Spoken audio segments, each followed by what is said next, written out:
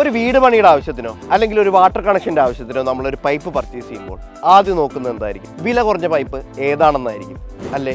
എന്നാൽ ഒരു 5 വർഷത്തിന് ശേഷം ഈ പൈപ്പുകളുടെ അവസ്ഥ എന്താണെന്ന് ചിന്തിച്ചിട്ടുണ്ടോ? നമുക്കിന്ന് ശക്തിമാൻ സൂപ്പർ PVC പൈപ്പിൻ്റെ ഒരു വില കുറഞ്ഞ പൈപ്പിൻ്റെ കമ്പാരിസൺ നോക്കിയാലോ? വില കുറഞ്ഞ പൈപ്പാണെങ്കിൽ പ്രത്യക്ഷത്തിൽ നല്ല ക്വാളിറ്റി ഉണ്ടാവും. പക്ഷേ കുറച്ച് വർഷം കഴിഞ്ഞാലോ ഇന്നർ സർഫേസ് ദ്രവിച്ച് അതിൻ്റെ വാളിൻ്റെ തിക്നെസ് കുറയാം, ജോയിന്റ് ലീക്കേജ് ഉണ്ടാവാം, പിന്നെ സൺലൈറ്റ് ഉള്ളിൽ കടന്ന് പായൽ വളരാം. മാത്രമല്ല പിന്നെ പ്രഷർ കൂടിയാലോ ക്രാക്ക് അല്ലെങ്കിൽ ബേസ്റ്റ് ഉണ്ടാവും. കുടിവെള്ളത്തിനുള്ള പൈപ്പാണെങ്കിൽ ലെഡ് കണ്ടാമിനേഷനും സാധ്യതയുണ്ട്. ചുരുക്കി പറഞ്ഞാൽ മെയിൻ്റനൻസ് കോസ്റ്റ് കൂടും. ആദ്യം സേവ് ചെയ്ത കാശ് മൊത്തം റിപ്പയറിങ്ങിന് വേണ്ടി ചിലവാകും. ഇതാണ് സത്യാവസ്ഥ.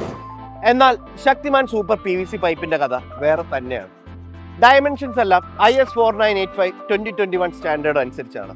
ഹൈ ഒപ്പാസിറ്റി ആയതുകൊണ്ട് തന്നെ സൂര്യപ്രകാശം അകത്ത് കടക്കില്ല, പായൽ വളരുകയില്ല.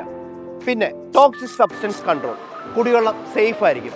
High impact resistant, high pressure resistant, long durability. 5 വർഷം കഴിഞ്ഞാലും പെർഫോമൻസ് നല്ല സ്ട്രോങ് ആയിരിക്കും. അതുകൊണ്ട് ഒരു പൈപ്പ് വാങ്ങുമ്പോൾ വില മാത്രം നോക്കിയാൽ പോരാ, ലോങ് ലൈഫും കൂടി നോക്കണം. കാരണം ഒരു നല്ല പൈപ്പ് എന്ന് പറയുന്നത് വീടുകളുടെ വാട്ടർ സിസ്റ്റത്തിന്റെ ബാക്ക് ബോൺ ആണ്. So choose wisely, choose quality.